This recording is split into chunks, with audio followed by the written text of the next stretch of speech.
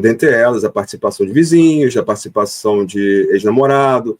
Aí, só que a parte da ERB, a parte da Estação Rádio Base, ela é muito precária ali em Cajamar, principalmente no bairro da Vitória, porque só tem 3 antenas. E a antena que pega o sinal da Vitória, ela tem uma abrangência muito grande. Então, todas as pessoas, praticamente, daquela região vão ser direcionadas para aquela antena, o que não se torna uma prova muito fácil de trabalhar. Certo, porque aí você não consegue saber quem de fato estava perto dela, qual era a distância, porque é apenas uma antena que está captando o bairro inteiro ali. Exatamente. E aí, o que acontece? Aí temos que dar graças à internet, tá? Começa, dentro de Cajamar, um burburinho de carro. E ali o Matheus fala para um conhecido sobre o carro. O Daniel, então, se lembra do carro do Michael, vai lá e tira foto e fala, esse carro é esse carro. E aí o Michael sabe dessa situação e vai confrontar o Daniel. Certo. E aí eles começam uma certa discussão e o Michael fala, se você está falando que é o meu carro, eu posso falar que é o seu. E daí começa ali umas inverdades sendo colocadas, umas fake news colocadas ali em Cajamar, que induzem a polícia a acreditar que o Daniel poderia ser um dos suspeitos. Entendi. E nessa altura, os Gustavos já estavam como suspeitos? Nessa altura, um Gustavo estava como suspeito, o outro estava como averiguado, mas o Daniel, vizinho, por conta das histórias criadas pelo Michael. Então, o Michael quem teria dado o nome do Daniel para a investigação como um possível suspeito, e a partir desse momento ele se tornou ali um investigado. Exatamente. Ele é um desafeto, o Daniel é um desafeto do Michael, eles já brigaram, inclusive, no futebol, já tiveram luta corporal, então não são amigos, não são. E por conta disso, por conta dessas informações, ele é colocado no cenário do crime. Mas sem nenhuma prova, nada, zero, não há prova nenhuma contra nenhum dos Gustavos, nenhum dos Daniels, nenhum deles. Certo. Mas ainda assim foi pedida a prisão deles e a justiça, inclusive, não acatou pela falta de provas, né? Baseado em que a polícia pediu essas prisões? Subjetividade, pura e simples subjetividade. Não havia nada naquele momento que ligasse, apenas a percepção policial. O delegado, ele entende uma história, acredita que aquela história seja uma linha de investigação plausível e coloca isso no inquérito e pede a prisão. Pelo bom andamento do processo, pegaram uma juíza muito bem preparada, amante da justiça, que fala, não, você não vai prender alguém só por isso, se você não tem nada contra eles. Eu posso até deixar uma busca e apreensão se você quiser, mas prisão não. E ela nega a prisão do Gustavo, ela nega a prisão do Daniel, e ela aceita a prisão do Michael, porque com relação ao Michael tinha outros pontos que entraram no inquérito policial. Porque, aí mais uma vez voltando, quando se começa o burburinho em Cajamar, as pessoas começam a lembrar das situações. Então, a vizinha do Michael lembrou que ele saiu de casa e voltou por volta de 1h30 da manhã, que isso era um fato atípico, que ele guarda o carro dentro da garagem, isso é um fato atípico. A outra pessoa que trabalha com a esposa do Michael se lembra de ter visto o carro dele próximo ao local, e ele até acreditou que era o Michael e a esposa dele no carro, fato que não se comprovou, mas sim que havia uma única pessoa no carro.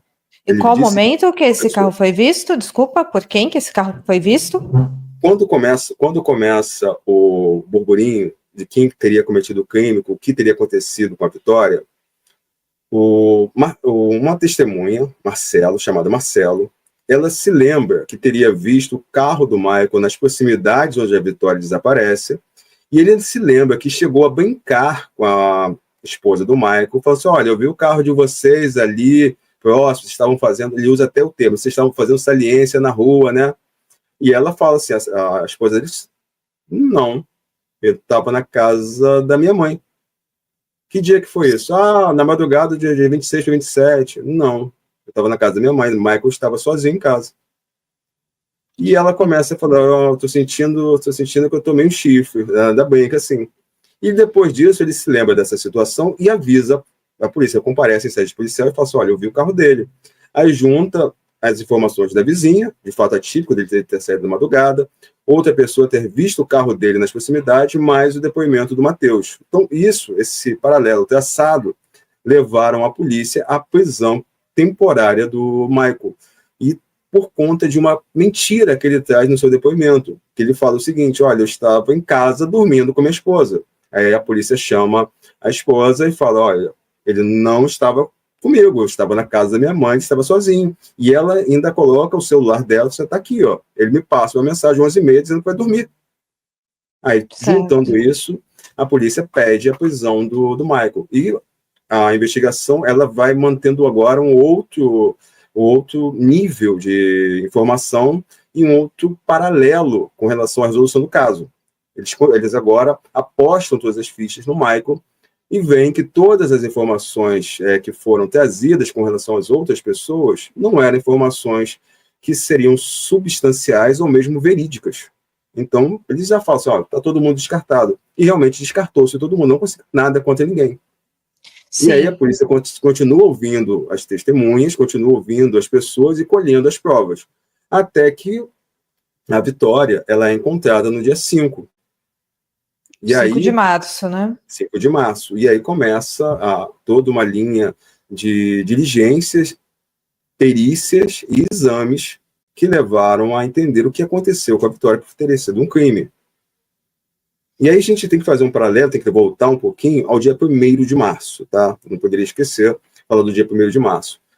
O 1º de março é um dia muito importante para o caso Vitória, porque no dia 1º de março, uma pessoa é encontrada sem vida numa cachoeira. Há toda uma movimentação na cidade de Cajamar achando que era o corpo da Vitória. Quando se chega lá, é o corpo de uma senhora chamada Dona Edna.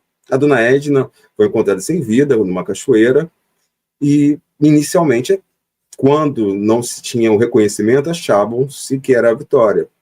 Certo. Tá? E aí, você tem agora 2 casos dentro de Cajamar muito próximos. Um de uma senhora sem vida numa cachoeira, outro de um desaparecimento, que culmina no dia 5 de março em 2 casos de morte.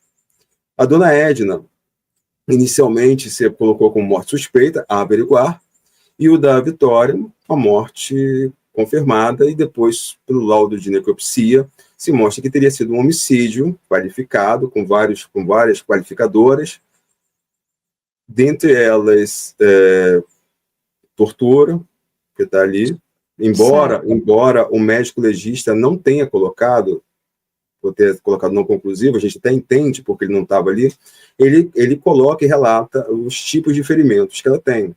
Ela não tem somente ferimentos pérfuro-cortantes, ela tem falta de dente, ela tem a falta do dente molar direito, sendo que todos os seus ferimentos foram ocasionados do lado esquerdo. Então, aqui pelo lado direito, provavelmente ou ela tomou uma ação contundente com alguma ferramenta, poderia inclusive ser o cabo da faca, ou mesmo um soco. Mas isso foi documentado no laudo? Foi documentado. Que ela estaria sem um dente. Mas antes da gente entrar nos detalhes do laudo da Vitória, eu queria falar um pouco mais sobre a Edna. Em que momento que essa mulher foi dada como desaparecida? Ou se ela foi dada como desaparecida em algum momento? Pois é, ela não foi dada como desaparecida porque ela morava sozinha. Ninguém percebeu, né? Porque ela era uma mulher que morava sozinha, apenas no momento em que encontraram o corpo dela. Então, exatamente, estavam procurando Vitória, encontram o corpo da Edna, que também conhece essas pessoas, está de algum modo inserido nesse contexto ali do bairro, onde todos se conhecem. Exato. E tem um outro ponto também, que foi uma coincidência, que quando a polícia chega e isola o local, as primeiras pessoas a chegarem no local onde foi encontrada a Edna são exatamente o Matheus, a principal testemunha, a primeira testemunha. Ele que encontrou a Edna?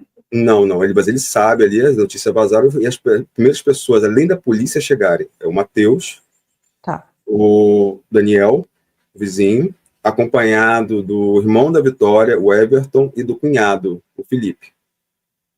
São as 4 pessoas que chegam praticamente juntas. E a polícia começa a pensar, por que o Daniel chegou primeiro?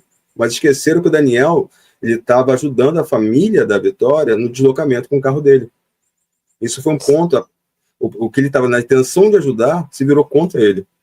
Porque nessa tentativa de ajuda ele acabou se colocando no local onde foi encontrado um outro corpo, né? Exatamente.